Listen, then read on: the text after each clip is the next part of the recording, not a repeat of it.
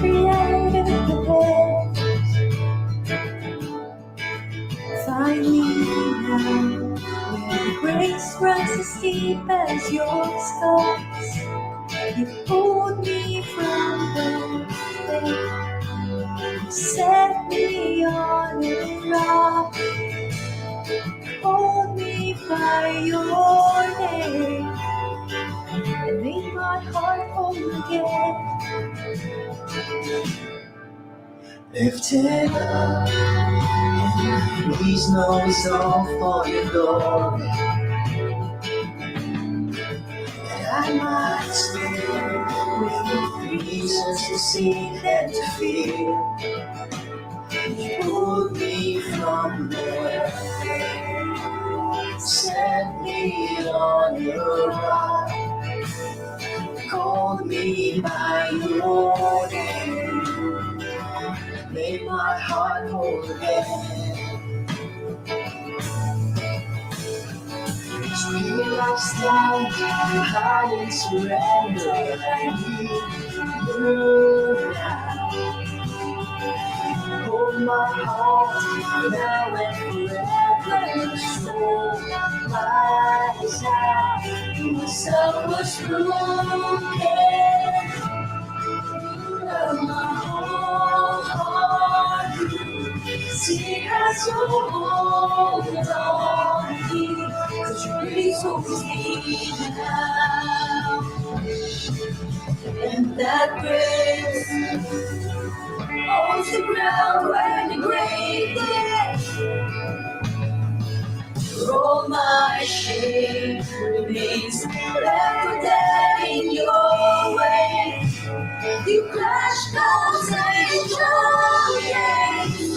You left no stone unturned. You stepped out on that grave, shouldered me all the way. We surrender, Lord. You are said, I surrender. I need you now. Hold my heart now and forever. My soul cries out, 'cause I was broken. You love my whole heart. See as you hold on me, your grace holds me now. Give and forgive. Know where my chains are now. Death has no hold on me. Your grace holds me now. Your grace holds me now. Your grace holds me now. Your grace holds me now.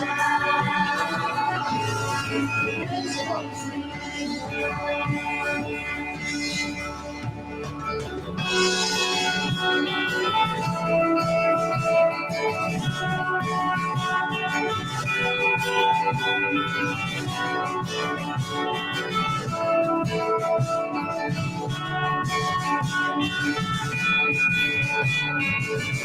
You are strong, I surrender.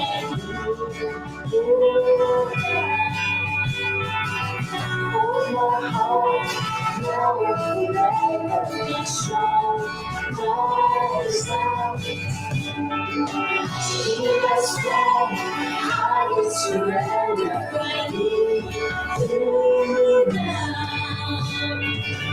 Hold my heart, now and forever. My soul cries out.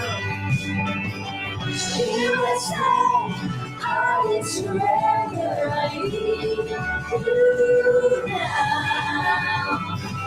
Hold my heart, now and forever. My soul cries out. 'Cause once I was broken, but you love my whole heart.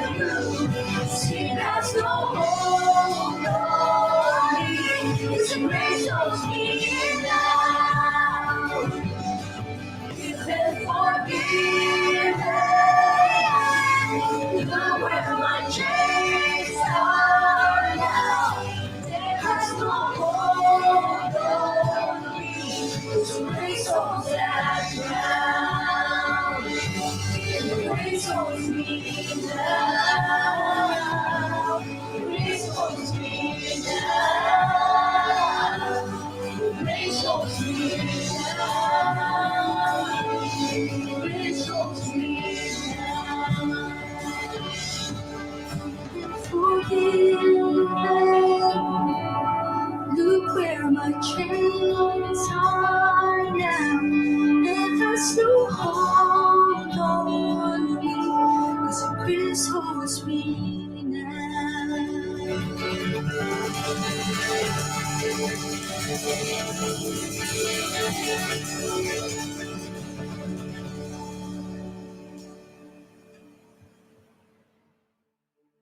Hello, Pag-Ibig singles. Good evening. This is John Razon, and I would like to welcome you to another Thankful Thursday Live. Maraming salamat sa patuloy po ninyong pagsusubaybay sa ating Thursday night gathering. Tonight, I'd like to start by sharing about what I've been thinking about lately. Recently, I have been reminiscing with my Tita Oli. In the time when we were walking the Camino Frances. Lakad kami sa it's the way to Santiago de Compostela, portion of it. And we walked the streets and mountains and ayan, fields of state. And grabe yung nalakad namin doon. Sobrang hindi talaga ako physically and mentally prepared. Bali, siguro mga 100 kilometers yun. Tapos sobrang init, parang nag-heat wave pa. And nga hindi ako prepared. Handa lang ako kumbaga sa mga gamot para sa sakit ng katawan. At saka sa para sa paltos ng paa. Kasi kakalakan. So, yun, no? So, dun sa paglalakbay namin na grabe yung hirap sa katawan. Kasi nga, hindi ako prepared. Hindi ako nag-exercise masyado before. Hindi ako nag-practice before. And, pero, gayon pa man, ramdam ko yung biyaya ni Lord habang naglalakad ako. Kahit pakiramdam ko, hindi ko na kaya.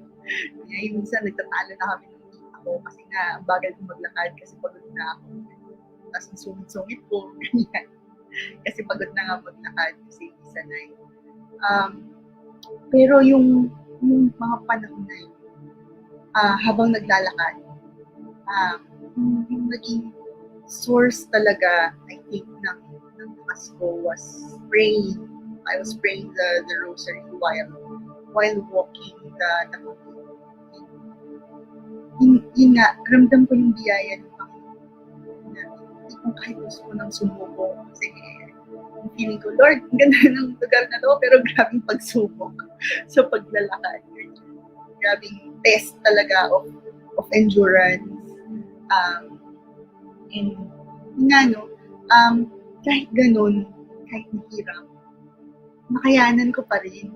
Of course, with the help of my tita din, with the help of course, with strength from the Lord. And katapos ng trip namin na yun, syempre kailangan niyo bumalik sa work. Ako naman, ay nagpunta ako sa isa pang lugar. I went to Nevers, spelling ay Nevers. Nevers in France. Doon po nakalagay yung incorruptible body ni Saint Bernadette Soubirous. And nung time na yon, bit ko lahat ng prayer intentions. Alam niyo yung envelopes ng Pag-Ibig singles during gatherings. Nung time na yon, kinuha ko yung mga available, yung mga latest na na prayer intentions. Tapos binitbit ko siya doon sa lugar nga sa Nevers. Tapos nagstay ako sa convento, ganyan. Tapos merong maliit na museum doon tungkol kay St. Bernadette. And hindi ko makakalimutan tong picture na to. Kung nakalagay ito dun sa museum. And hindi ko siya mabasa kasi French siya. So, nag-google ako. And ang ibig sabihin ng nakasulat na yun, sabi doon, I will not forget anyone. It was so beautiful. It was such a beautiful message that I received from the Lord during that trip. So my dear singles, wherever you are in your journey, alam ko, bawat sa atin merong mga pinagdadaanan, especially yung pandemic. Tapos parang everything was put on hold. Yung mga goals natin, yung mga dreams natin, parang lahat on hold, di ba? Parang nakapause, di ba? Pero yun nga, kung nasan man tayo sa journey natin, let us keep in mind that God is faithful, that He will always be there with us in our journey. He has not forgotten you. He will never forget you. And He can do miracles in your life.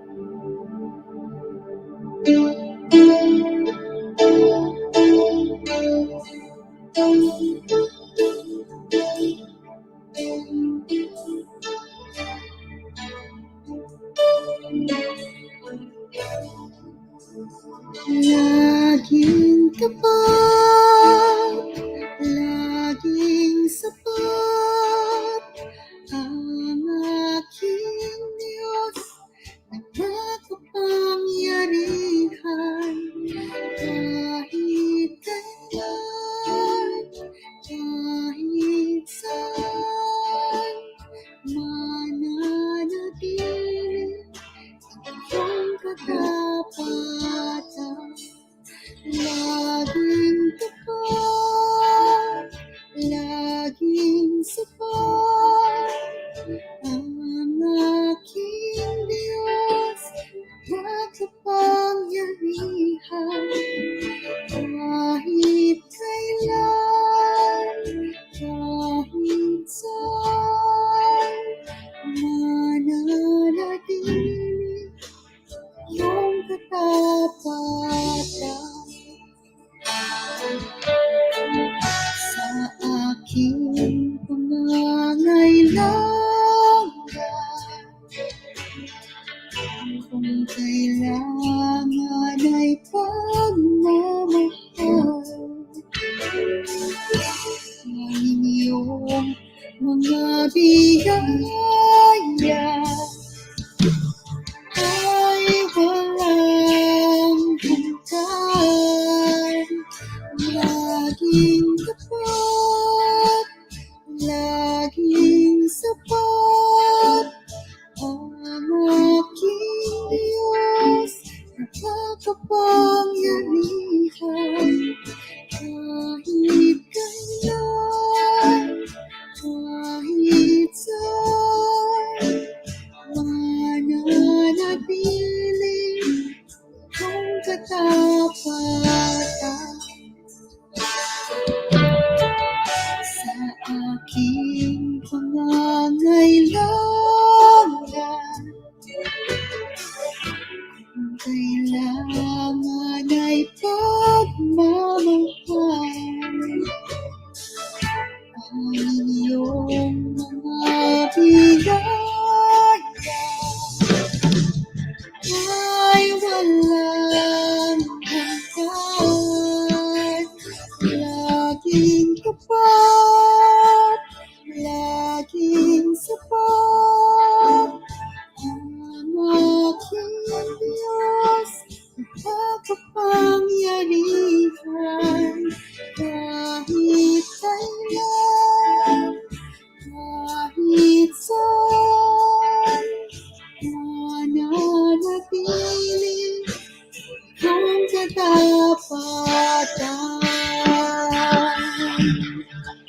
Karapat-dapat papurihan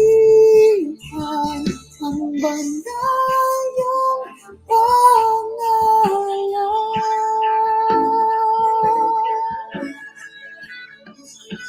Laging tapat, laging sapat, ang aking Diyos, makapangyarihan, kahit kailan, kahit saan, mananatili yung katapatan, mananatili yung katapatan, mananatili yung katapatan.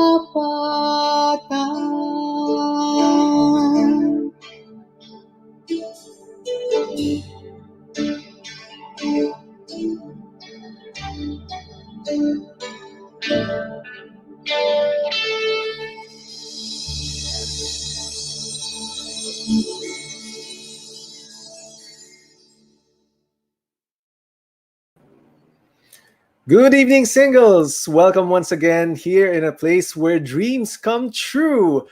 Pag-Ibig Singles. Kamusta na kayo? It's another Thankful Thursday that we have here. Sa simula pa lang, dami ng bumabati dito. Thank you nga pala, Ajijo, for that wonderful worship. Thank you for reminding us that God is faithful to us. Amen talaga yan. Naniniwala ako dyan.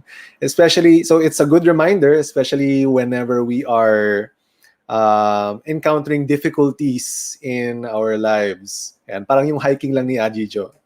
So I hope, kapatid, na that was also relevant and also uplifting for you, just like how it was for me. Okay, tingnan natin yung mga bumabati. Ang dami ng mga bumabati, aga-aga. Ayan, JL, magandang gabi. Magandang gabi din sa iyo. John, good PM. Magandang gabi rin. Kuya Christian, good morning. Oh, good morning dyan. Good morning sa inyo. Kuya Christian, based sa Canada.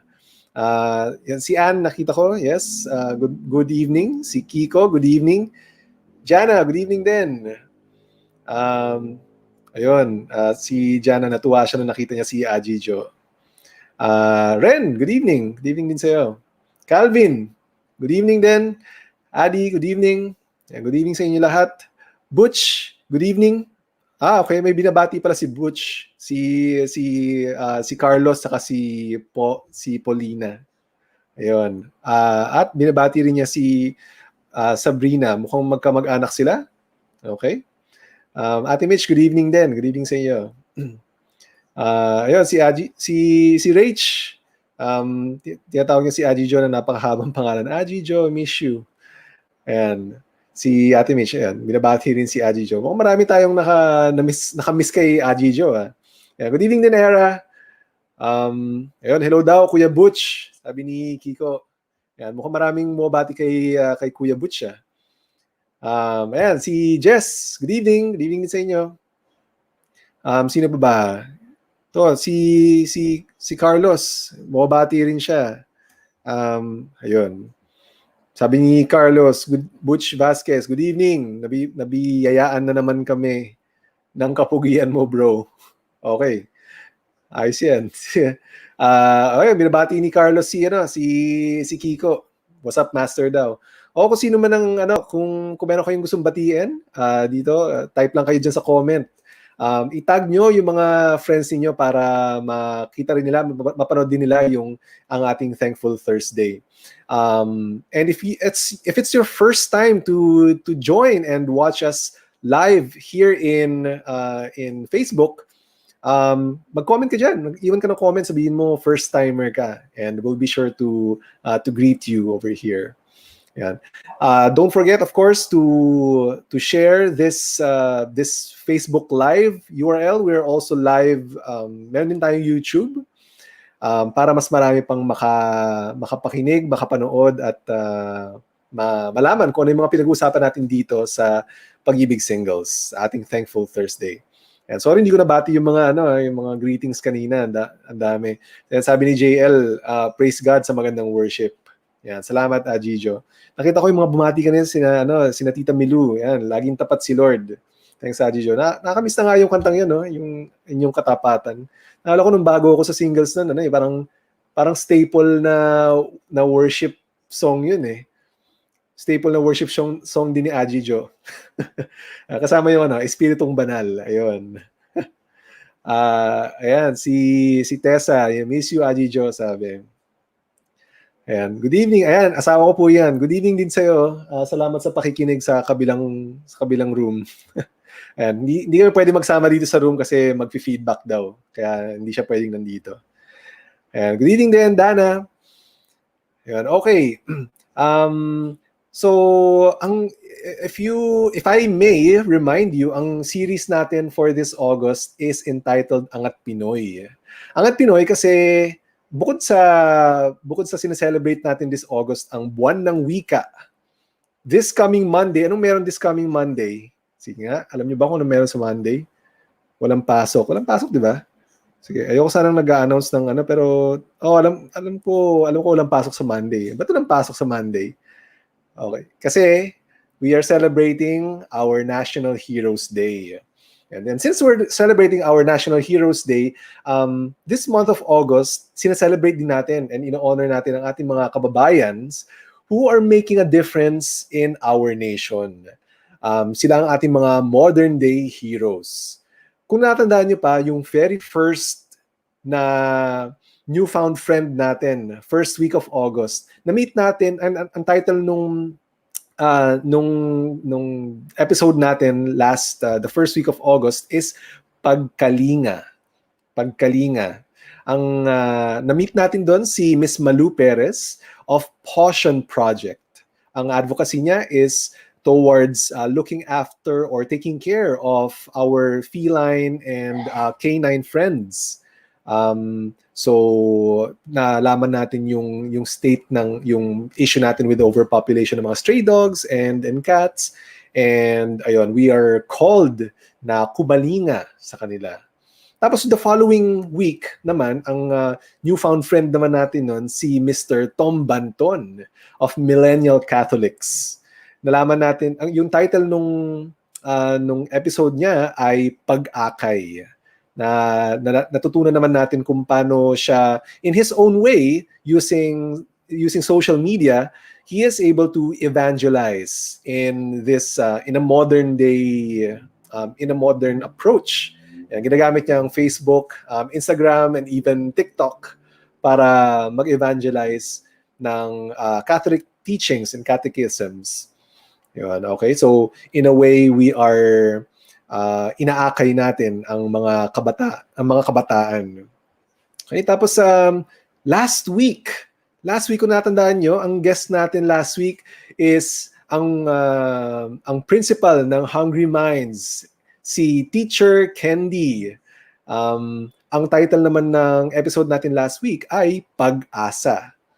Nalaman natin yung advocacy ng Hungry Minds School sa pag-look after and pag-create ng scholarship program para sa mga less fortunate na mga kapatid natin.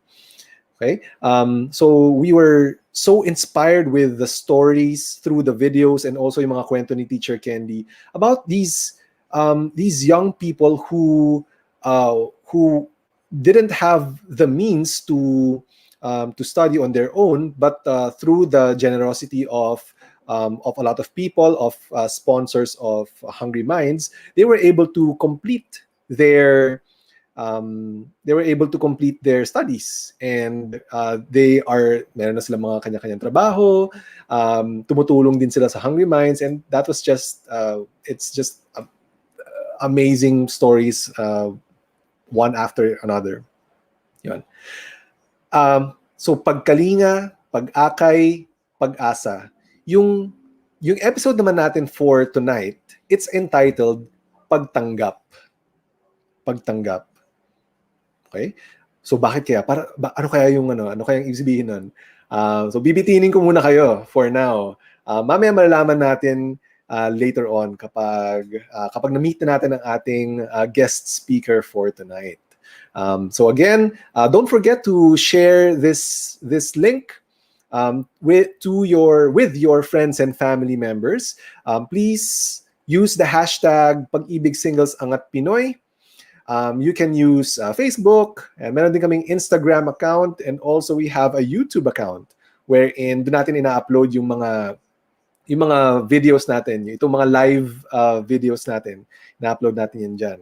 And while you're at it, kapag binisita ninyo yung YouTube na page natin, don't forget to mag-subscribe na rin kayo para every time na merong mga bagong videos na na-upload, ay lumabas sila sa feed ninyo. And siguro, click nyo na rin yung bell notification doon para ma-notify din kayo sa mga bagong videos na ina-upload namin.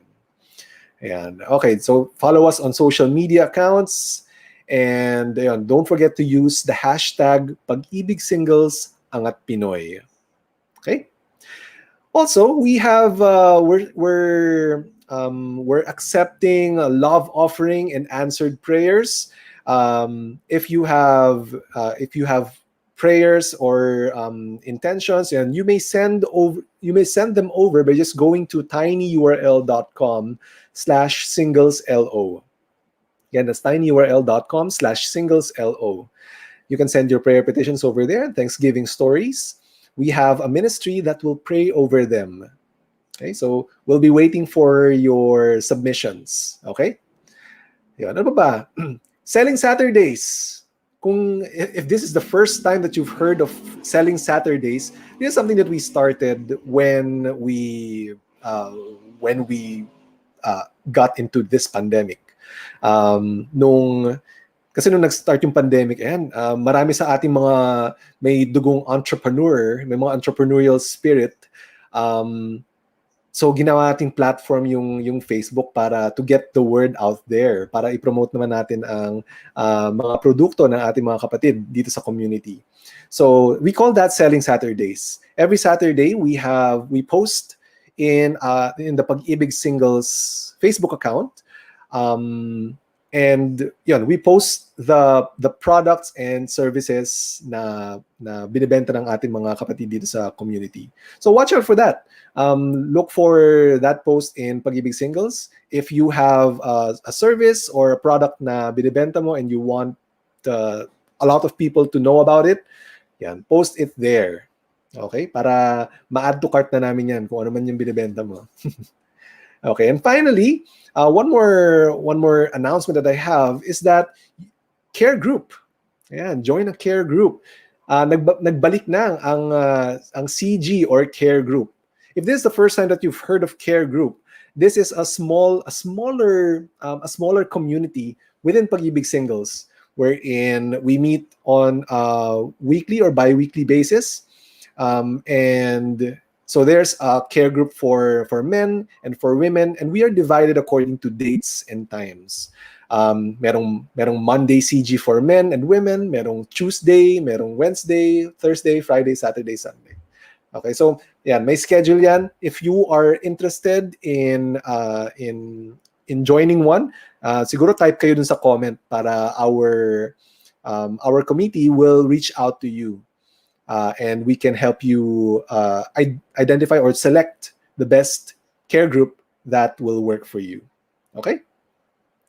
All right. So we hope to see you over there.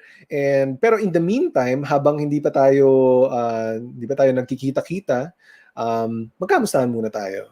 Okay? Kamustahan tayo. Ang kamustahan question natin ay, sinong bayaning Pilipino, since we're talking about National Heroes Day, sinong bayaning Pilipino ang gusto mong makadaupang palad? Ang lalim nun. Hindi ko siya na-gets. Sige nga, makadaupang palad. Sino sa inyo yung nakakaalam ng ibig sabihin ng makadaupang palad? Walang Google, ha? Walang Google. Sige nga, type kayo sa comment kung ano sa tingin nyo ibig sabihin ng makadaupang palad. Makadaupang palad. Ano nga bang ibig sabihin nun? Unang naisip ko, since may palad, siguro, baka high five. Sinong hero ang gusto mong ma-high five? Hindi siguro. Ano kaya ibig sabihin nito? Tingnan natin. Sabi ni Karina, ma-meet. Okay. ma-meet. Sabi ni JL, maka-encounter. Okay. Sabi ni Calvin, makadapu ang palad. Baka nga tama ka, Calvin. I-research namin yan after this. Sabi ni Era, makasalamuha. Okay. Makasalamuha para ma-encounter, no? Sabi rin ni Kuya Christian, ma-meet. Sabi ni Karina, ha. Okay, hindi mo naman sinagot, Karina eh. Hindi, joke lang. Sabi ni Tessa, makilala. Okay, makilala, ma-encounter. Sabi ni Ate Mish, baka blood contact. Okay, medyo intense yun, ha? Medyo intense na encounter yun. Talagang masabi mong close na kayo right after. Sabi ni Karina, holding hands. Okay, so medyo nag-research din ako before this. Ang ibig sabihin pala ng makadaupang palad ay makilala ng mas malalim. Makilala ng mas malalim. So sinong bayaning Pilipino ang gusto mong makilala ng mas malalim? Siguro, I think it also suggests na makilala maybe in person or parang makilala personally. No? Sino yung mga sa inyo? Napaisip nga rin ako kung sino sa akin eh. Si Pads. Anyari. Okay, Pads, ang dami na nangyayari. Ngayon, ikaw, Pads, sinong Pilipino ba? Sinong bayaning Pilipino ang gusto mong makadaupang palad? Yan. Sino ba? Sige, top of mind sa akin, naisip ko si Ninoy. Kasi, hindi ko naman nakilala si Ninoy eh. Nakikita ko lang siya sa internet, sa dyaryo. Bata pa kasi ako nun eh. Hindi ko na siya inabutan eh. Anyway, pag nakakita kasi ako ng mga video sa internet ng mga speech niya, na-impress ako. Madali kasi ako ma-impress sa magaling magsalita in public. So parang seems to be a very interesting person and would be interesting to maybe have a meal with him and exchange ideas and yan. Okay, tingnan natin yung mga sagot dito. Sabi ni Ate Mitch, si Gabriela Silang, si Pads Gomburza for the win. Okay. Maraming fans si Gabriela Silang. Ilagay niyo naman kung bakit para medyo malaman din natin. Si Karina, sabi niya, Bayani, Montesa, Ilian. Okay, si Tessa.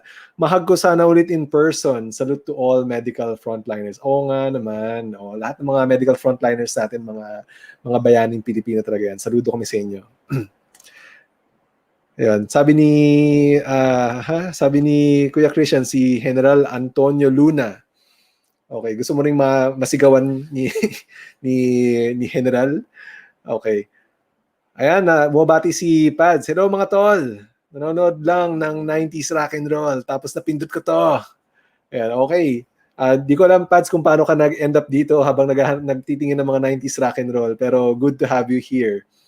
Ayan, sabi ni Miss Debbie, who makikilala natin mamaya. Okay. Si Ninoy din. Parehas kami. Great minds think alike. I like it. Sino pa? Sabi ni Ren, sabi ni Ren, si Andre Bonifacio, Ben. Si Andres Bonifacio, aka ang dakilang lumpo. Parang iba yata yun, Ren. Parang iba yung natandaan kong dakilang lumpo. Pero, sige, i-check natin yan maya-maya. Okay, sino pa? Si Calvin kanina may comments. Sabi ni Calvin, si Juan Luna. Si Juan Luna daw and ask about his paintings. Oo nga eh. Malupit nga daw yung mga paintings ni Juan Luna. Unfortunately, I'm not sure kung nakabisita pa ako enough or nakakita ako enough ng mga works niya. And na-curious tuloy akong bumisita sa National Museum natin. Sino pa? Uy! Sabi ng asawa ko, si Ninoy Aquino din ang nasa isip ko. Gaya-gaya ka naman eh. Ako nauna dun eh. Joke lang. Okay, mukhang may fan base na si Ninoy dito sa bahay na to. Sabi ni Karina, pero kung pumanaw na bayani, gusto kong makadaupang palad si Ninoy. So much wisdom. Okay. Yeah, nice. Tatayo na ba tayo ng CG? Okay. Ayun! Yan, sabi ni Ren, Apolinario Mabini. Ayun. Dakilang lumpo. I'm sure parehas mo silang idol rin, kaya medyo may conflict doon.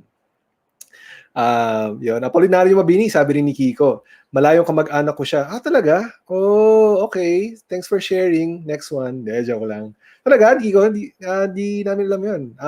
We wonder kung ano kaya, sa dad's side o mother's side? Interesting. Yan, sabi ni Carlos, si Lapu-Lapu. Yan, palaban. Carlos, katulad mo rin siya. Macho. Yes. Ayan, okay. Salamat sa mga, sabi ni Ate Mitch yun, Bonifacio, KKK.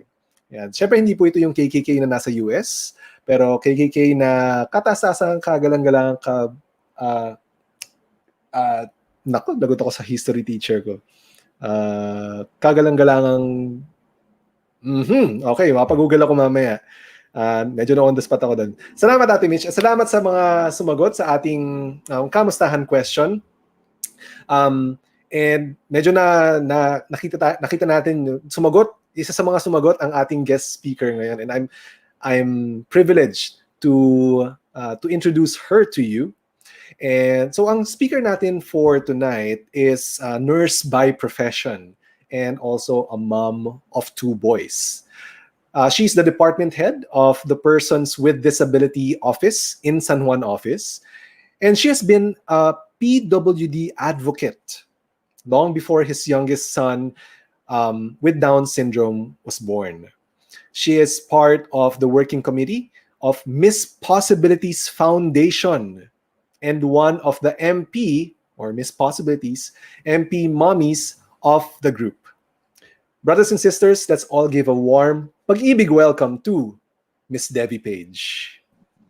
Yay! Hi! Hello, good evening, Pag-Ibig Hello. Single. Hello, good evening po. Hi. Hi, Chris. Yes. Good evening. Hi. Good evening po. Kamusta po kayo? Mabuti. Medyo nervous. It's my first time to be doing a live stream. So, Wow. nanganganay. Hindi naman po halata. On a very short notice, actually. So, hindi ko, I mean, sabi ko, ano ba yung sasabihin ko? Kasi it's a very vague topic for tonight, but I'm ready to share of what I've been through, and I hope your listeners at saka yung nandito nakikinig, nanonood will be able to understand ano yung topic natin tonight, pagtanggap or inclusivity sa English. Yes naman po. And we're all looking forward to your talk. Nakita ko po yung response ninyo na si Ninoy din pala ang bayani na gusto niyo makilala. So would you like dalawa yun, pero the other one is Apolinario Mabini. Medyo hindi lang ako nakapag-type. Ninoy, yes, go ahead. You were asking. I was just curious why you answered Ninoy po. Kasi siya yung para sa akin is modern. Nabutan ko kasi siya. Hindi ko naman nabutan yung iba, sina Gabriela silang, ganon. Sina Lapu-Lapu, nakikita ko lang sila sa textbook. So, but inabutan ko siya when I was still in grade school, ganon. So, hanggang sa nag-pass away siya, nangyari yon. And then, pag binabalikan ko yung mga interviews, yung mga speeches niya, sabi ko, wow, ang talino nito. Sana I have that guts, lakas ng loob, ganon. To the Filipinos worth dying for. So, meron ba akong ganon? And then the other one is Apolinario Mabini.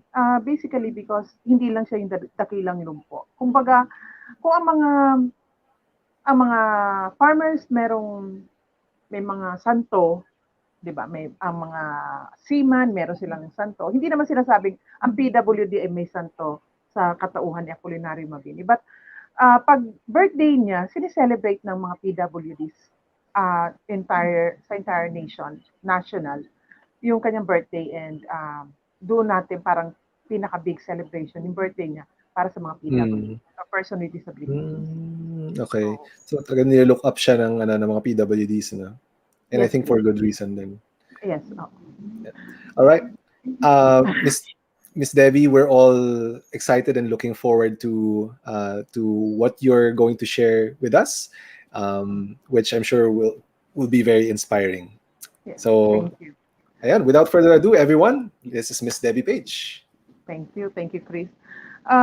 Like what I said kanina, good evening mga Pag-Ibig singles.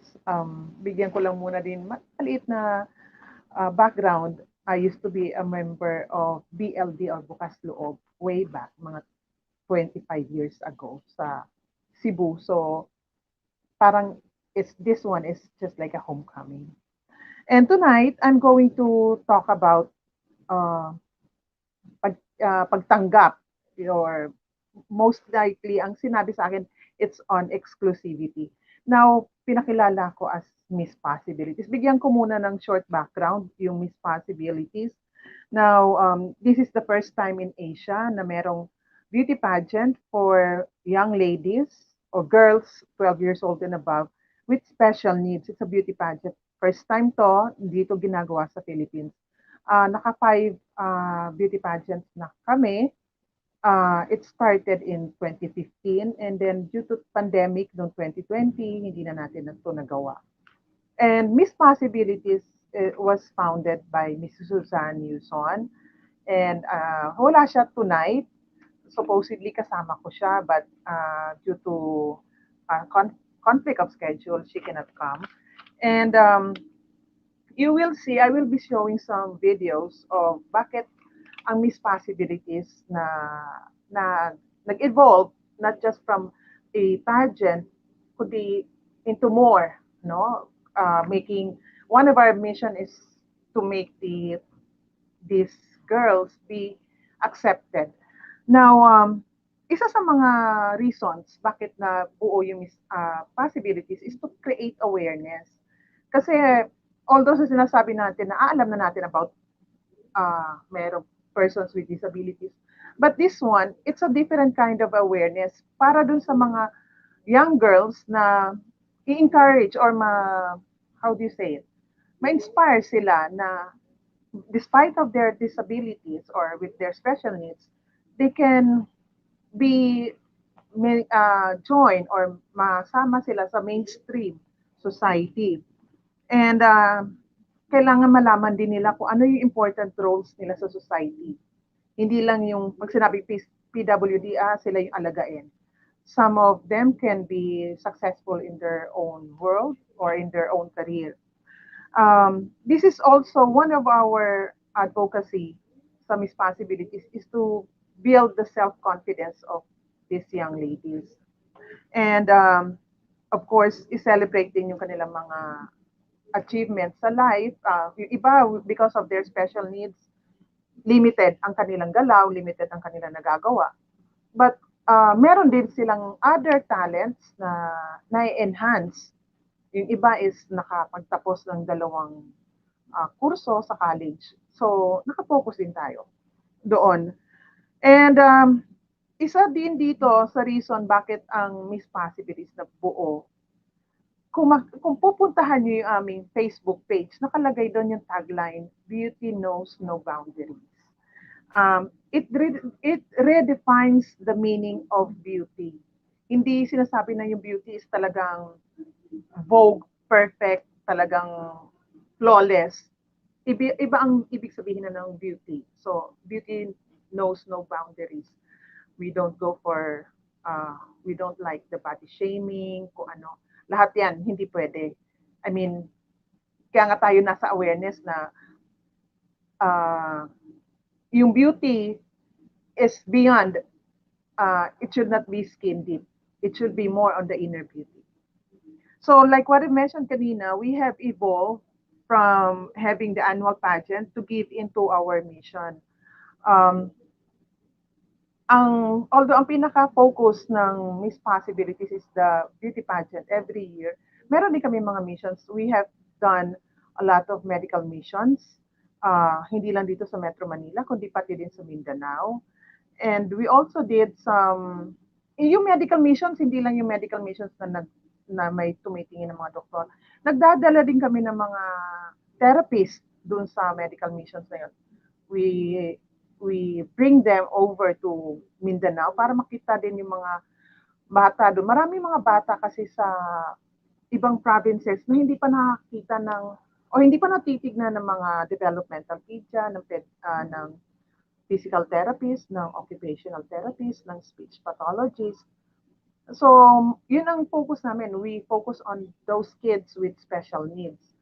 And aside from the medical missions, kasama din yung dental and optical missions, meron din kaming mga outreach program sa mga orphanage. Merong orphanage dito sa Manila na ang kanilang ang inaalagaan nila ay mga batang with special needs.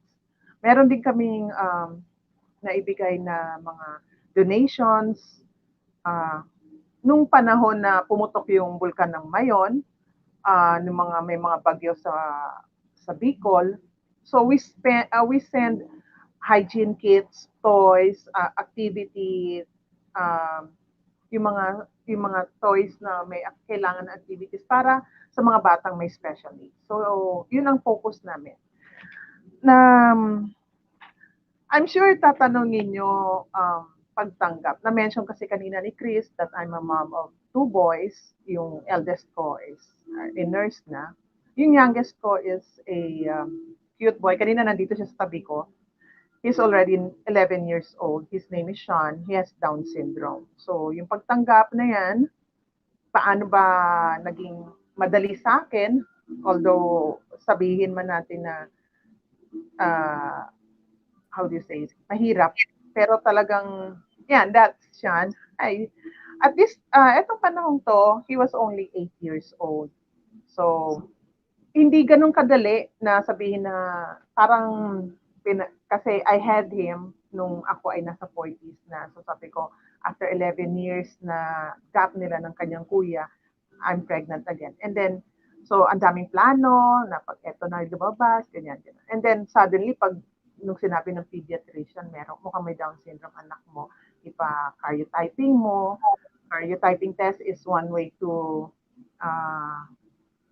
know validate kung meron siyang Down syndrome. So yung 1 month waiting for the result, talagang torture sa akin yon. So after a month, nung lumabas na yung result, iniyak ko lang talaga siya ng iniyak ng 1 hour. Hindi ko naman alam kung 1 hour, 2 hours.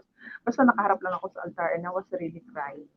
And then after that, I cried my tears and I received a message from ayoko maiyak dito. Chris, saan ka na? Eto na yun I received a message from my OB-GYN and she said na, Debbie, this is not the end of the world. You have to nurture him and be a good mom. Ganun. Sabi ko, nga naman. What's the difference? I mean, kompleto naman yung anak ko. May extra genes, may extra chromosomes lang siya. So, after that crying, dire-diretso na. Yung pagtanggap, yes, ang pinakamahirap na pagtanggap is kung paano ko pa iaalam sa society na this is my son with Down syndrome, you have to accept him. And then paano ko ipatatanggap naman sa anak ko na this is the world that you're living in, and this is difficult. There are bumps ahead sa road na tatahakin mo. So yun yung this world and that world pagsasamahin. So, like what I've said, yung awareness sa society, nakatulong ang Miss Possibilities. How? Kasi yung pageant namin, it's not just a pageant. Meron kaming portion doon na may fashion show. And we invite celebrities, sports celebrities, to do the fashion show with the kids with special needs. And dahil doon, yung mga may celebrities, nandoon si ganito, alam mo naman tayo mga Pinoy, marami, starstruck agad tayo. Wow, si Alden Richard nandun sa Miss Possibilities. Ano ba meron sa Miss Possibilities? Si Gerald Anderson nandun sa Miss Possibilities. So, na-caught muna yung attention because of the celebrities, but eventually na pupunta dun sa mission and vision of Miss Possibilities, creating awareness on how to include these kids, eventually magiging adults din sila, how to include these kids sa ating society. So yun ang creating awareness, yun ang focus namin. And of course, yung community, hindi lang yung kids na to, kundi yung mga community ng people with disabilities. Now, isa sa, I'm sure magtatanong kayo, bakit ba ako nandito sa Miss Possibilities? I have a picture here with moms. I hope Chris, you can show it or yan. Eto yan, mga pretty moms like me. Etong mga moms na yan, we call ourselves MP moms, like Miss Possibility moms. Kami lahat, what makes us cohesive, I use the word cohesive, or why we bonded. Kasi we have one thing in common, lahat kami may anak na with special needs. Or meron ding ibang members dyan, to name a few, hindi aabot sa 5 dariri ko, na may anak na typical kids. Pero walang pinagkaiba yung anak nila, typical yung sa amin with special needs, but we are very cohesive in pursuing this advocacy of awareness. So, nandito kami, nagkaisa kami, parang iisang puso namin na we are doing this for not just for our kids, but for the other kids as well. Merong isang picture with moms na katabi ko. Hindi lang yung mga moms na ordinary.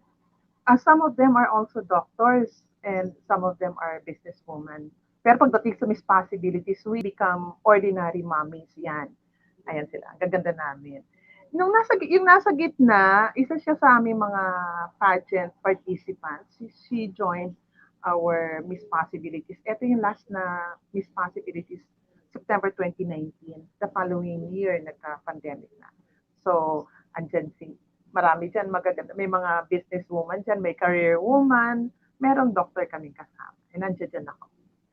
Thank you. So, ito yung reason bakit kami nagkakaisa, because we want to pay it forward. Nung panahon na kami yung nasa ibaba na talagang not necessarily babang, yung parang pinagsakluban ng buong mundo, na depressed, na my God, merong akong anak na may special needs.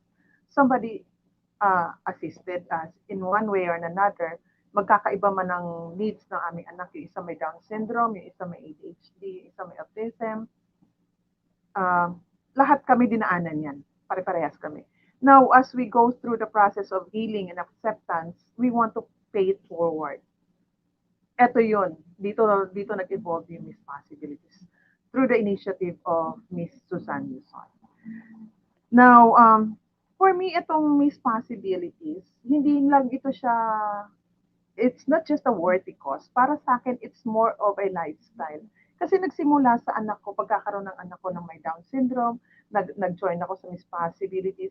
And from there, ito yung naging stepping stone ko kung nasaan ako ngayon as a department head ng Person with Disability Affairs Office sa City ng San Juan. So, it became a lifestyle, lifestyle in a sense na every time meron akong gagawin, may decision making ako, may gagawin ako sa labas ng bahay.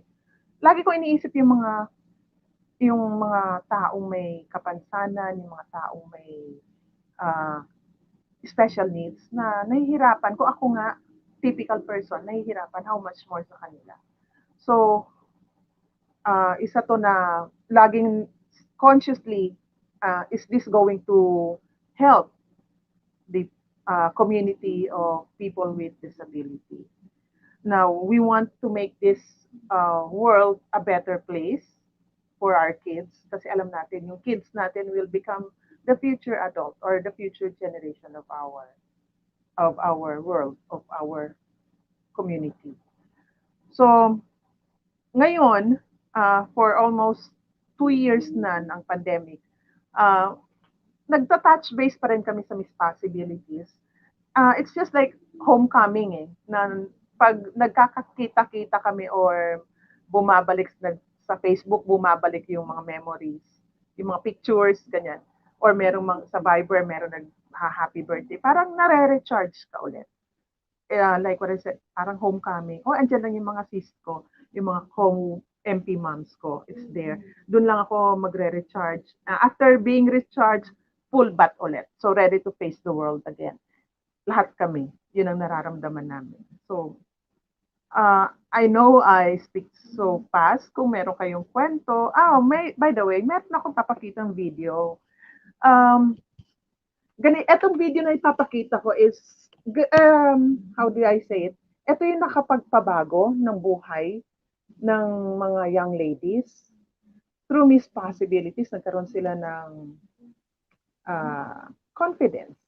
Ito si Rose, I'm going to introduce muna. Si Rose, meron siyang 2 anak na may special needs.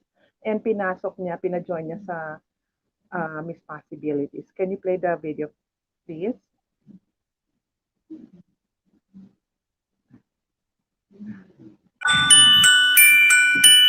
Tuwing nakikita ni Mommy Rose ang mga luma niyang litrato, hindi niya mapigilang mapangiti dahil naaalala niya ang panahong kontesera siya sa mga beauty pageant. Sabi natin magsuot ng gown, tapos larang pa sa gitna ng stage. Kasi gusto ko kasing ma-develop yung confidence ko. Ito ang gusto ni Mommy Rose na maranasan din sana ng 3 niyang anak na babae.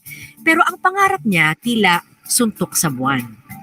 Si Chelsea kasi delayed lang siya. Cognitive level, hindi siya age appropriate. Chloe, kasi mga autism kasi medyo spoiled ang ugali eh.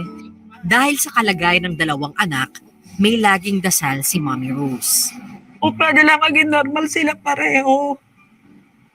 Para kaya lang supportan sa nila pagtanda. Ngayon, hindi na hadlang ang kondisyon ni na Chelsea at Chloe para ipakita ang kanilang talento at makarampa sa entablado. What Miss Possibilities is trying to convey is exactly the name of our foundation. It's possibilities. Yes, it's possible for the girls that you consider that have special needs to be talented, to be on stage. Karamihan po sa mga organizers itong Miss Possibilities ay mga magulang na walang ibang hangad kundi yakapin ng lipunan ang kanilang mga minamahal na mga anak.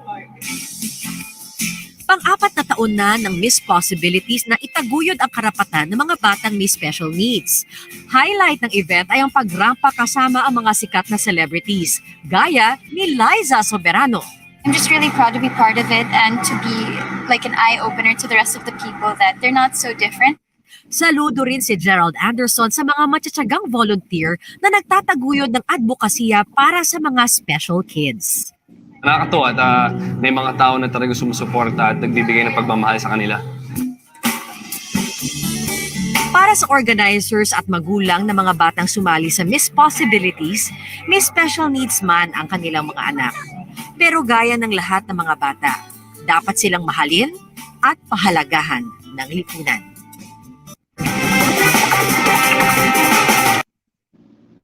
Thank you. So, yun yung Miss Possibilities that was 2018 na pageant. In 2019 dito namin ginawa sa SM Mall of Asia.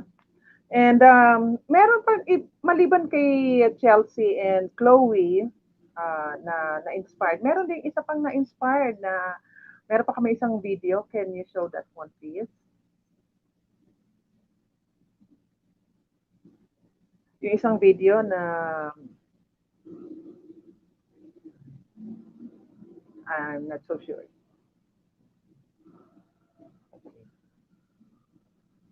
Okay. So, isa lang daw. Meron isa pang video, you can search that sa community stories, yung video na i-forward ko kanina. I'm not so sure. Pero anyway, so, yun po yung mga nai-inspire, no? Kung titingnan niyo yung story ni Rose, yung kanyang dream na maging nasa beauty pageant, naging totoo na fulfill through her daughters na si Chelsea and Chloe. And nakita niyo yung support ng mga celebrities sa aming cause, sa aming advocacy, at nagkaroon ng awareness. Actually, to be honest, pag alam na nilang Miss Possibility pageant, nag-uunahan na yung mga celebrities. Kung pwede na ba silang sumali? Can they join the fashion walk with the kids? So meron na rin kami mga suking mga celebrities. Yearly sila na nandoon. Yun lang muna. I am open for any questions. Is there any questions about pagtanggap or about inclusivity? All right. Thank you so much, Miss Debbie, sa very inspiring stories na shinare mo. It was also an eye-opener for me kasi ngayon ko lang siya narinig and natuwa rin ako na we do have this. I'm curious though, since we are now in the pandemic, obviously we cannot do pageants like how you were doing before. So how are you, or siguro ano yung mga projects ngayon ng Miss Possibilities? Marami kaming projects kasi sa aming sa foundation or sa team namin, meron din mga teachers, may sped teachers, may therapists din. So, every now and then merong kaming, how do you say it, online therapy or webinar. Doon muna kami kasi puro lahat tayo dito nasa sa webinar platform, sa mga ganitong streaming or sa Zoom, wala pa munang face-to-face. Pero may mga outreach din na nagagampanan naman. Pero wala munang pageant for the past 2 years. Hopefully next year meron na. Oo nga. And these webinars, parang ano yung content ng mga webinars na yun? Is it for maybe parents or ano? Yes, merong iba doon sa mga parents, like ngayon kasi ang pinaka-challenge sa mga parents is how to make the kids attend the classes, online classes, kasi dati sa classroom, kung sa school nga, sa SPED school, hirap na, or even sa mainstream schooling, hirap na, how much more sa bahay na ang kaharap lang tablet or cellphone. So, isa yun sa mga webinars. At kasama din is, since walang face-to-face sa mga therapists, hindi nakakapunta sa therapy center, so may webinars din on how to do this, how to do that, how to continue the therapy at home. Right. Okay, that's very interesting.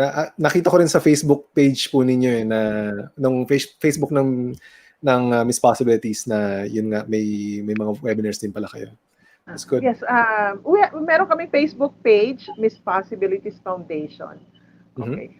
Since pwede ko bang ma-invite na to like our page, follow us? Yes, Okay. definitely. Okay. You can mga Pag-Ibig singles, please like our page, Miss Possibilities Foundation, and you can also follow para masundan nyo din kung ano yung mga programs or webinars namin, and to keep you updated. Ayan po, na-like ko na po just now. Yes. Okay. So, singles, kung meron kayong mga questions dyan or maybe stories that you would like to share, please type it in the comment section para matanong natin si Miss Debbie. Very touching, Miss Debbie, yung story mo kanina when you learned that your son has a Down syndrome. So having being able to go through that, what can you advise people maybe expecting moms? Because honestly, so share ko lang, my wife and I are actually expecting a baby, and so due na siya this next month, so October. And honestly, one of the things that crossed my mind is, what if my son has ends up with a special condition? So I'm sure I'm not the only person who thought of that.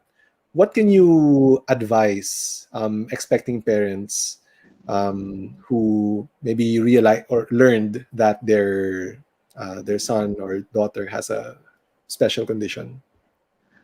To be honest, Chris, hindi ko na isi-sugarcoat. Okay? Grieve if you want to grieve. Okay? Iyak. Gano'ng katagal ang iyak mo? Isang araw?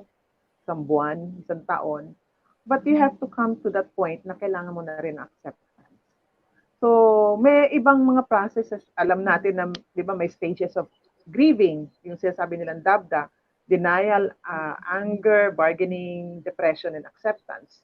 Pwede kang from denial to acceptance, pero hindi pwedeng diretso acceptance ka kagad. So, dadaanan mo yung 5 stages of grieving. Pwedeng 2 stage lang or the entire 5 stages. Pero you have to go through that grieving. Yun lang ang sabi ko, masasabi ko, no? Kasi yung grieving mo naman is hindi ka nawala ng anak. Andiyan yung anak mo. Meron lang hindi yung expected mo. And masya-shatter yung mga dreams mo, lahat.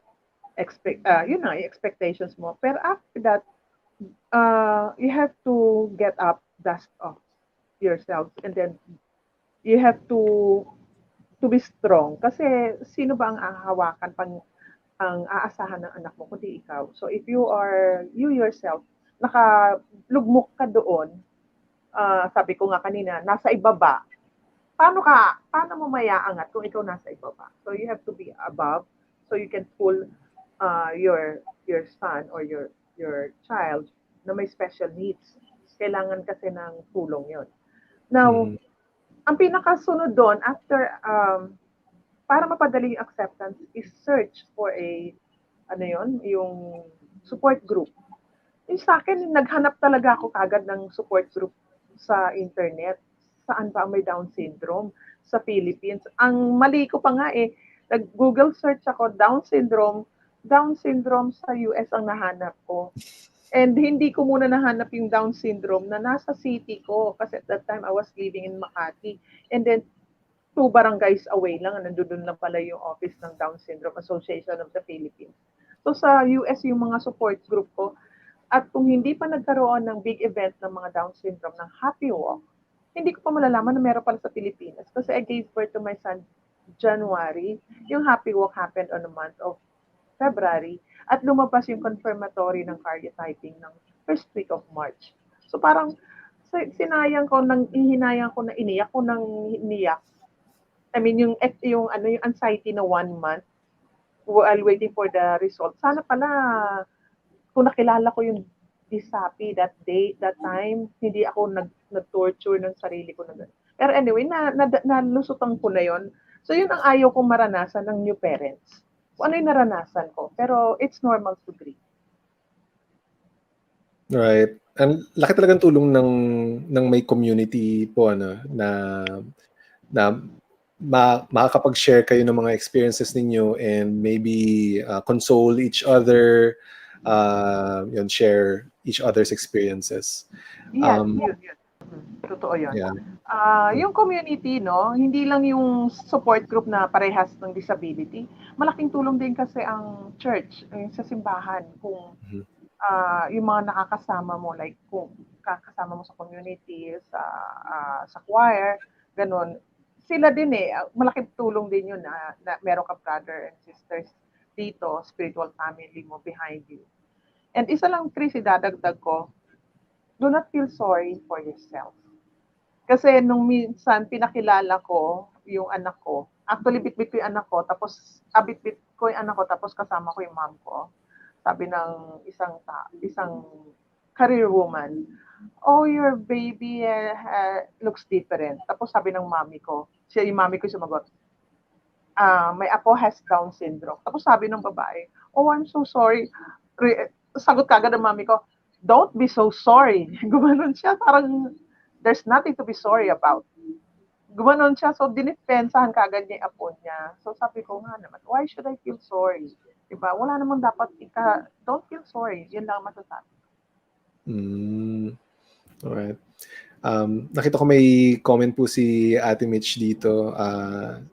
So sabi ni Ate Mitch, I'm a preschool teacher to typical learners. As a parent of a child with special needs, how would you like the teacher to prepare the classmates of your child to foster inclusivity? Oo nga naman. Ginaanak ko yan. Una muna sa lahat, ito yung pinaka-challenging ko nung ipapasok ko yung anak ko sa preschool. Tinanggihan muna siya talaga ng mga teachers. Tapos sabi, hindi namin kaya yan, maghanap ka na lang ibang school, ganyan. Sabi ko, bakit po? Wala naman po pagkakaiba. Ay, nako, hindi pa nga nila na-assess, tinanggihan na.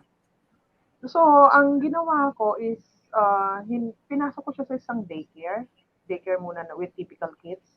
And, pinapakilala ko si Sean, meron siyang special needs, medyo mahina siyang makaintindi. So kung hindi niya naintindihan, yun ang challenge din kasi yung anak ko English speaking. Tapos sa daycare, mga ka-daycare niya is Tagalog speaking. So sabi ko, pag hindi niya kayo naintindihan, huwag kayo magalit sa kanya. So yung parents, kinausap ko din ng mga typical kids na sana walang bullying. And then kinausap ko din yung teacher. Pero nakita ko na yun ang problema ngayon dito sa Philippines, yung inclusivity. Iilan lang ang school na nag-aalaw na pumasok sa kanilang mainstream schooling or inclusive talaga na ang mga batang may Down syndrome or with special needs. So, after a year, nilagay ko si Sean sa SPES. And since yung teacher niya may capacity and understanding on how to handle, so mas nag-thrive si Sean sa SPES school. Hindi ko pwedeng ipasok, parang it's a square peg sa isang circle. Kung hindi siya angkop, bakit ko ipipili? Mm-hmm. All right. So, And Teacher Mitch, Chris, Teacher Mitch, mas maganda po sana kasi I was a preschool teacher before, no. Mas maganda kung merong kasama yung naituturo na ito ang isang typical child, ito ang child with special needs, mas maiintindihan nila. Para pag lumaki itong mga bata, na matatandaan nila na minsan nagkaroon ako ng classmates na may special needs. And naintindihan ko kung ano yung may special needs because of my teacher. Yun lang po. Oo nga po, importante nga po talaga na maging aware and malaman ng mga parents ng ibang kids about the situation. You mentioned po yung parang kakulangan ng hindi ko alam kung if I'm generalizing too much ng Pilipinas, pero maybe in our society here in the Philippines, what do you think we can still do better at least dito sa Pilipinas? Because I think maybe sa ibang bansa baka mas medyo advanced sila sa the way they handle people with disabilities. Yes. Para sa akin, we can do more kung magsimula tayo sa LGU, Local Government Unit. Hindi natin kagad ibibigyan ng todo sa national. So sa local government unit, since meron naman talaga, some LGU don't have PDAO or Person with Disability Affairs Office. Pero pag meron yung LGU na Office for Person with Disabilities, kasama yun sa program ng PDAO na magkaroon ng awareness para sa mga taong may special needs. In our LGU sa San Juan City, isa sa mga program ko is to teach sign language. Kasi ilan percent sa ating society ay may difficulty of hearing or deaf. Ngayon, yun ang pinaka-challenge doon, yung communication. So, kailangan matuto or at least basic, sign language. Hindi lang yung parents ng batang may difficulty of hearing, kundi yung tanod, yung traffic enforcer, yung security guard sa City Hall, yung service crew. So, ipapatawag ko yun. I mean, being a PDAO head, papatawag ko yun para magkaroon kayo ng 1-week seminar, 1-week training, para maging hearing impaired friendly ang ating city. So that's one program. Ngayon, isa pa is how to, yun, dahan-dahan. So kung nakikita nila na yung San Juan is hearing impaired friendly, gagaya yung susunod na LGU. And then gagaya yung susunod na LGU. And suddenly yung NCR is hearing impaired friendly. Now, hearing impaired is only one disability. Meron pa tayong visual impaired. Dito sa Miss Possibilities, naka-focus kami sa lahat ng disability, but mostly on those with special needs, yung may learning and intellectual disability. So like with ADHD, Down syndrome, autism, ganyan. So, dahan-dahan, mayroong mga program. Pag nagiging successful yung program, parang waterfalls yan, magkakascade yan, pababa sa barangay. papunta na sa i-adapt na rin ng school. Yung ilan ba ang school meron sa city namin? Ilan ang high school, ilan ang college. So, yan, i-invite din namin. Like, kailangan yung mga student body. Kung let's say, in a normal setup ngayon, na wala tayong pandemic, invited yung student body na you have to attend to our sign language seminar. So, ngayon, pagkatapos nun, kung yung student body, ibababa naman niya sa school. So, pag uwi ng bata sa school, ituturo sa bahay. So, ganun dapat. Wag muna natin simulan sa national. It should start from LG. Right. And I think that makes sense kasi po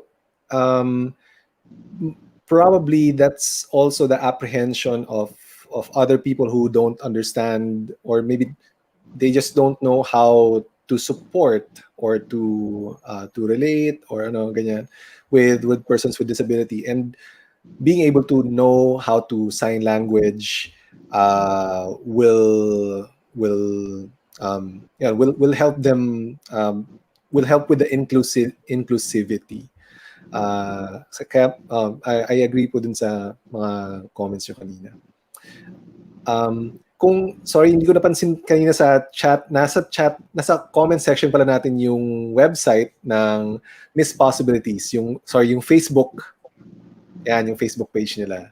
Yan, so go ahead, visit their page and like it para makita po ninyo yung mga yung mga posts and mga projects nila. Let's see. Meron po tayong message dito from John. Let's see here. Sabi ni John, Tita Debbie, pwede po ako, pero ayoko na okay. PWD po ako.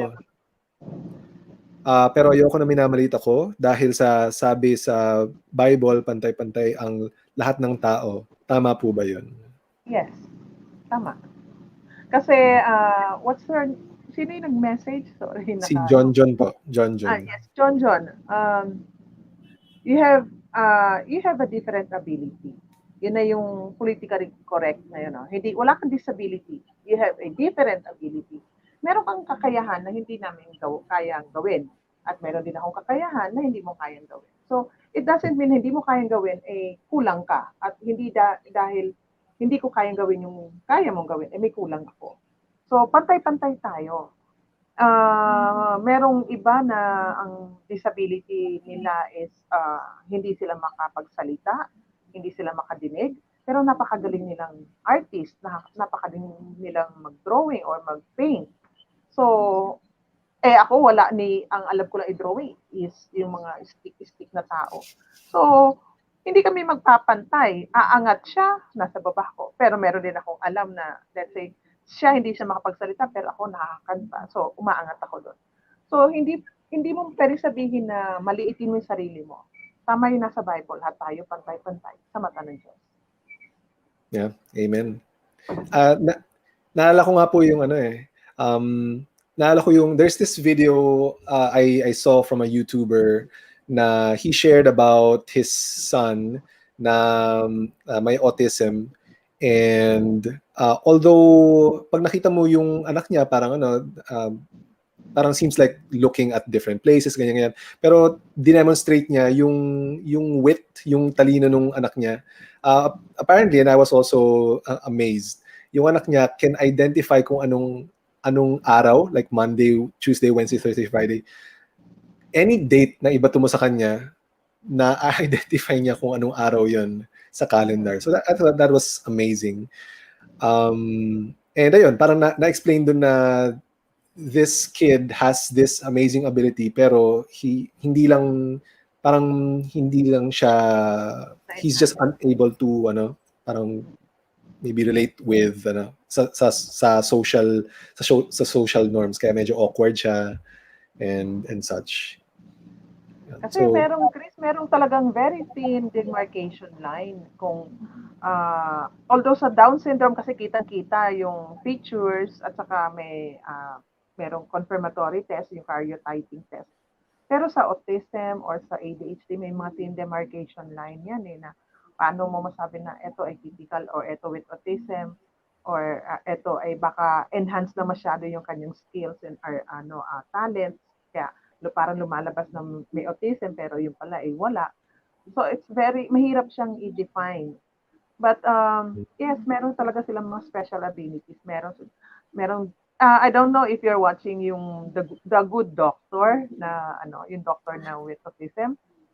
Yun yung isa sa mga pinapanood ko. So, maganda din talagang it happens. Meron mga adults na with autism na na-outgrow nila yung difficulties. Ngayon they are holding jobs in different careers. So, it's not the end of the line pa rin para sa mga may special needs. Right, I agree. Yung Good Doctor po, sinasuggest ng mga kapatid ko eh. Hindi ko pa nasisimulan eh. Tapusin ko muna yung telenovela na pinapanood ko ngayon. I was seeing a comment earlier, sorry, hindi ko nabasa. Can we flash it again? Ayan, sabi ni Malu, children are more accepting. It's usually the adults who are more unaccepting. And dun nagagaya ng kids. We just need to be accepting as adults first, and children will follow suit. What do you think, Debbie? Thank you, Malung. Si Malu ang aming president. Sean, can you close the door? Oh, nandito ako nagtago sa bedroom kasi yung dad ni Sean and Sean are watching TV doon sa... Come here, Sean. Come here. I will introduce muna my son. Sean, dito ka na. It's bedtime yan na. You say hi. Hi. You say hi. Ayan, medyo... Hi, Sean. Sorry. Say hi. Okay, you go na. So, Malu is our president sa Miss Possibility. So, siya ang nasa executive committee. And meron siyang son na cute din, si Marcos with Down syndrome. Totoo yung sinabi ni Malu, children are more accepting. Tayo lang yung parang takot. Takot ba? Tatanggapin ba yung anak natin? Takot tayo para sa anak natin. Pero yung mga bata, wala. Hindi nila alam yun eh. They are not aware of it na meron silang disability. And they are not aware that they are not being accepted by the typical kids. So tayo yun eh. We have to prepare. Tayo mismo, kung sa sobrang takot natin, nahihinder tuloy yung pag-move forward ng anak natin. So, ang gawin lang natin is accept natin. Ayusin natin. Ilatag natin, plansyahin natin kung ano yan. And then, susunod lang din naman sila. Kung may anak tayong typical kids, susunod yan eh. Kung brati tayo sa pakikipagtungo sa mga taong may disabilities, susunod din ang mga anak natin. So, yun lang masasabi ko. I agree with Malu. Agree. Talaga yung mga kids parang pure-hearted talaga sila, no?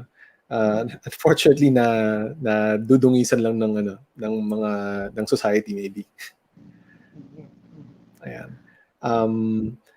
Okay, let's see here. Thank you si Ate Mitch sa answer niyo po. Let's see. I see another question. So galing po sa asawa ko.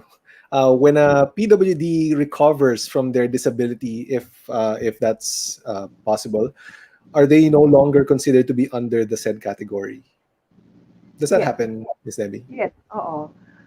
Sa office namin, bago namin mabigyan ng disability card, ID card, they have to submit the certificate of disability from the attending physician. Or meron din naman kami sa San Juan Medical Center, meron kami mga specialists. Kung meron silang sariling doctors, pinapadala namin doon sa San Juan Medical Center at yung mga doctors sa San Juan Medical Center ang nag-verify. Sometimes, dumadaan din sa akin pag nakita ko naman na na-verify na rin yung doctor, like yung mga attending physician or personal doctors, hindi na kailangan pumunta sa San Juan Medical Center. Ang pinapa-verify lang namin is yung mga disability na temporary, like fracture, nagkaroon ng vehicular accident, sinimento. So, siyempre PWD yan. So, after that, kung after ng healing, may healing process yan, i-evaluate namin kung under pa ba siya sa physical or orthopedic disability. Ngayon, meron din mga nagkaka-stroke. So, after ng stroke, dahil nag-therapy, may mga therapy nag-improve ba or nag-deteriorate ba or the same pa rin yung kanyang disabilities. So, kung hindi na akma, kung hindi na valid, then they are no longer considered to be under such category of disability. No? There Paano are po yan? 9 disabilities eh. Yes, Chris. Paano po yung binabawi niyo yung PWD card nila? Hindi naman. Kasi ang validity ng card is 3 years. Hindi naman namin sinasabing, eto, Oh. good for 3 months lang. Once we Okay, issue, it's good for 3 years. Pero pag after 3 years, pag re-renew, binabalikan namin ng records. Tapos tinitingnan namin, ano na pala to eh, nagkaroon ka ng fracture or orit, paano ito, isang procedure para ayusin yung nabaling buto. So, kailangan balikan mo yung ortho surgeon mo, humingi ka ng disability. Kung wala ka ng disability, hindi namin marereview. Okay.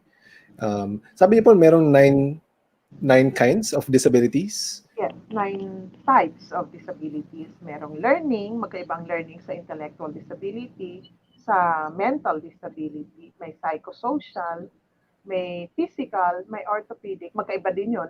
And hearing and speech. Kalimutan ko na isa. Siguro wala sa mic ko. Yun. Visual, sorry. Iba yung hearing, iba yung visual. Kasi dati, hearing and speech ay under communication disability. Pinaghiwalay na. Kasi merong hearing impaired pero nakapagsasalita. So, speech disability, nakapagsalita pero kasi may surgery sa mouth or yun na nga. So, magkaiba yung speech, magkaiba yung hearing, and then visual. So, 9 disabilities. And thank you for sharing that po kasi I think it's also important for us to be aware that baka kasi may mga hindi tayo na-recognize ng mga disabilities eh. Meron ding disabilities na invisible. Pero of course under yun sa 9 disabilities. Like invisible in the sense na can you close the door, Iho? Sandali lang. Close the door. Okay pa. Kasi kinukulit ako ng anak ko. Nagtataka siya bakit ako may kausap sa ano. Anyway. So, yung invisible disabilities like scoliosis is one of that. Kasi hindi mo malalaman kung unless talagang baliko yung spine. Ngayon, meron din yung rare disease, yung hindi nakikita, yung sa loob. So, invisible disabilities. Pero kinakategorize pa rin yun. Is this under what type of disabilities? Dahil sa kanyang, let's say, lupus. Dahil sa lupus, although lupus is a disease, it's not a disability. So, because of the lupus, nagkaroon siya ng disability. So, yun yung mga invisible disabilities. Non-apparent, hindi nakikita ng mata. I see. Okay, so marami pong yan, sabi ni John, thank you. And hello din po, Miss Julieta. Ayan, hello. Thank you po sa pakikinig. Sabi ni Jasper, si Mark Rober. Thanks Jasper. Hinanap ko nga kanina kung sino yung YouTuber na yun eh. So I guess napanood mo rin yung video. Ayun, parang gusto ko tuloy yung panoorin uli yun. Si Mark Rober po, Miss Debbie, yung sinasabi ko kanina na yung may anak siya na may autism and very smart yung anak niya. Okay, sabi ni Ren, thank you for sharing your story, Miss Debbie. In the social media world, how can we advocate for people with special needs? Pag sinabing advocate, marami yan, no? Una sa lahat, kailangan memorize mo yung mga Republic Act, no? Republic Act. Ang eto na lang, if you have a pen and a paper, Ren, write this down. Basahin mo yung Republic Act 9442. Yan yung Magna Carta ng PWD. 9442 Republic Act. So, doon, marami ang hindi aware sa batas na yan eh. Are you aware, Chris, na pag kinutya mo ang isang PWD, pwede kang makulong? Pag sinabi mo, tingnan mo, banlag, o whatever, pinagtawanan mo, binuli mo, pwede kang makulong no ng minimum of 6 months to 2 years and fine of 50,000 to 100,000 or both. So, yun yung mga yon. So, isa dun sa advocacy, Ren, is huwag tayo magsabing, ano ba yan? Taong grasa ba yan? Hampas lupa naman yan. Pero hindi mo alam, it could be that the person has mental disability. So, andun dapat muna ang compassion bago tayo maghusga. Pinakamaganda dyan is pag may nakita kayong taong bata, kahit sino, sa community na nawawala o naliligaw, dalhin kagad sa pinakamalapit na police station or barangay at tulungan. Hindi yung turn a blind eye. Although gusto ko man sabihin dito kung sino yung pinaka PWD friendly mall, yung may mga malls na gano'n na yung tenants nila, yung kanilang mga nasa maintenance, yung naglilinis ng mall, yung kanilang security guard. Meron silang quarterly seminar, okay, parang orientation kung paano mag-handle ng mga taong may special needs. Kaya pag pumupunta kami sa mall na yon with my son, I feel safe kasi pag maligaw siya, mabitawan ko siya. Alam ko kung saan ko hahanapin. Kasi aware yung buong mall, how to handle. So, yung mall na yon, hindi lang yung mall, kundi yung mga malls nila. Ganon. So, kung nagagawa ng malls, bakit hindi natin magawa yun sa barangay? At yun ang ginagawa din namin dito sa aming LGU. So, yung advocacy namin is to inform yung mga traffic enforcer namin sa kanto, yung mga aming barangay tanod dito sa bawat barangay, nagro-ronda. Pag may nakita kayong PWD, alam nyo na kung saan dadalhin. Dito lang sa aming barangay, papunta sa city. So, like what I've said, ano na yun sunod-sunod na yun. Yung katabing city, Gagaya, katabing city. Eventually, yung buong NCR, eventually buong Luzon, hanggang sa buong Pilipinas. So, ganun dapat ang ating advocacy. Ang ganda naman po ng mall na yun. Share niyo po ba kung anong mall yun? Bakit ako papasukin sa kabila? Okay lang po ba? Parang, okay lang po ba? I think po, kasi maganda naman yun sa kanila. Yes, SM malls. Kasi may SM Oh, cares sila. That's the reason na we have the SM cares. Ayan. Pagpasok pa lang namin sa mall, nag-high five na yung mga security guard. Pag nakikita si Sean, alam ko na kagad na, they aware sila kung ano itsura ng isang batang may Down syndrome. So, nakakampante ako. Pag pumasok kami sa isang store, sa mall, alam kagad nila. Well, of course, yun yung pre-pandemic days. galing. So, mas gusto ko pa yung mga SM malls puntahan. Yeah. I think that's a good step towards inclusivity. Let's see here. May comment din si Rendo na true, not all disabilities are visible. Kaya it pays to always be kind to everyone. Oo nga naman. That's true. May tanong po si Ate Cathy. What are the best ways we can teach children about acceptance and inclusivity? Ang pinaka mahirap yan no? Kasi ang bata, kung tutuusin, stages of childhood, parang babalikan natin yung tinuro sa akin ng aking sa maternal and child nursing or sa pediatric nursing, may mga stages ang bata na ganitong stage, I may mind yan sila lang. So, ang pinaka maganda is pagpasok nila sa preschool, doon ang simula. Kasi sa preschool, sa bahay, puro sila ang center of attention. Pag nasa preschool na, natututo na sila mag-share ng kanilang baon, ng kanilang crayons, and hindi nila naiisip yun na dapat huwag nating ituro na huwag kang lumapit dyan kasi that girl is ugly or that girl smells or that girl looks different. Dapat ganun. So, ituro natin doon pa lang sa preschool. Hindi natin matuturo yan sa mga toddler years kasi iba pang concept ng bata sa toddler years. So, doon ang acceptance magsisimula. Diba? Sa school sinasabi na share your baon, share your toys, gano'n. From sharing, doon ang acceptance Hindi mo na pwede sabihin na huwag kang makipaglaro kasi yung parents na hindi mayaman, tayo lang mayaman. Naalala ko na, going back to, when my eldest son was 2 years old, 3 years old, nasa daycare siya, sabi nung isang bata doon, your dad is not rich, we are rich. Parang ganon. So, Grabe. yung anak ko, ma'am, sabi nung, they are rich daw and we are not rich. Oh, what does he mean? Parang ganun. So, doon bakit nasabi ng bata yon? So, may Yeah. nadidinig sa loob ng pamamahay. So, I think, kasi ang simula sa bahay, bago natin, pag dinala na natin ating mga anak papunta sa preschool, tayo mismo din. We should be a good example. Alright. Tama. Talagang sa bahay nagsisimula.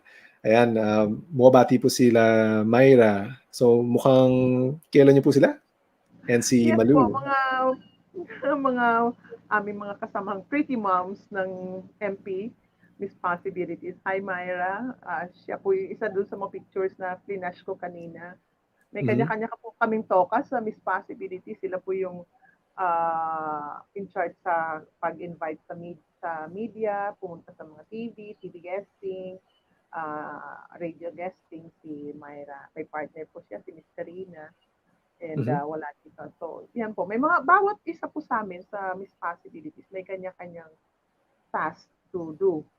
Pero, iisa lang din po ang aming, although parang interdependently, we act sa aming task independently, pero interdependently yung aming mga task din with the others. Ganun po. I'm curious po, ano naman yung toka ninyo sa Miss Possibilities? Kung may being a nurse po, kung may medical mission, nandoon ako sa nursing side. Si Malu nga pala yung nagtanong kanina, siya ay dentist, so siya naman yung nasa dental mission. Pero pagdating sa pageant, o ikaw dito, meron kami mga members dyan na sila yung nasa production side. Meron iba na sila naman yung taga-welcome ng guests. Yung iba naman na ay nasa backstage, making sure na everything is being taken care of. So, yung nanonood ng pageant, hindi, siyempre, parang typical show na hindi mo nalalaman kung ano nangyayari sa likod, pero smooth ang show, pero sa likod, medyo, asa na yung susunod na papasok, sino na yung partner niyang celebrity, papakilala mo pa yung, it is also one of our tasks na ipakilala yung bata sa celebrity para meron silang bonding. Hindi yung magkikita na lang sila sa stage, lalakad together. So before the show, may bonding na sila nagkakakilalanan. And ma-share ko lang, meron pang iba doon na celebrity na pinapakain niya ng merienda yung kanyang partner na bata. So, tapos nag-exchange na sila ng Facebook, ng numbers, and then magka-chatmate na, magka-textmate na sila. So, yun nandoon ako sa backstage naman, more on backstage. Yeah. Yun nga pala, nakita nyo kaninang video ng ABS-CBN habang nagsasalita si Ate B, Bernadette Sembrano, ako yung nandoon sa backstage. May hawak-hawak ako na, yun yung naghahanap na, sino na ba yung susunod na guest na darating. Caught on camera po yun. Nakita ko nga po yun eh. Candid po ba yun? Opo, hindi po namin, akala po namin na nagpa-practice lang si Ate B nang sasabihin niya. Hindi namin alam na camera was already recorded na pala. Oo, hindi namin po alam. To be honest po. Kasi kung alam ko yun, sana yung lipstick ko, nag-supply ako, yung mga ganun po. O national TV po kasi yun. So, yun po, yung si Miss Myra, sila po yung in charge sa media. Kasi nasa media po. Yeah, thank you po. Thank you, Miss Myra. Thank you, Miss Malu, for your contributions and also for commenting. Obviously po na what the Miss Possibilities Foundation is doing is really increasing or spreading awareness about the PWDs, and it's truly inspiring. Ako po, I'm personally inspired, and ngayon ko lang po siya nalaman, ngayon ko lang siya medyo nare-research, and I'm glad that I was able to listen to your talk and hear about Miss Possibilities. And I'm sure ganun din po yung the rest ng mga nakikinig sa atin ngayon. Meron lang po akong last question, and since we are very thankful to have you, Miss Debbie, we are curious, and this is something that we ask for sa mga guest speakers namin. Last question namin, what are you thankful for? I'm thankful for everything. I'm thankful that my son came to our life. Kasi kung hindi dahil occasion na dumating sa buhay ko, siguro hindi mas solidify yung advocacy ko din sa PWD. Kaya nga sabi ko, iniyak ko siya ng 1 hour. 1 hour lang talaga. I'm thankful na dahil sa kanya, nakilala ko yung mga taong may parehas kami ng advocacy. I'm thankful na dahil sa anak ko, nandito ako, nailagay sa isang position, sa government position, para mas matulungan ko pa yung mga taong may pangangailangan, yung taong may kapansanan.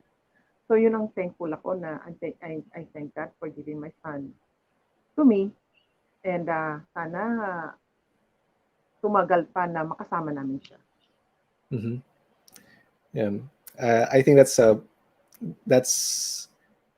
testament na in our difficulties, the Lord is really finding ways to make us instrumental, and we're thankful and we're glad na God used you and your situation to for us to become aware and learn more about your advocacy.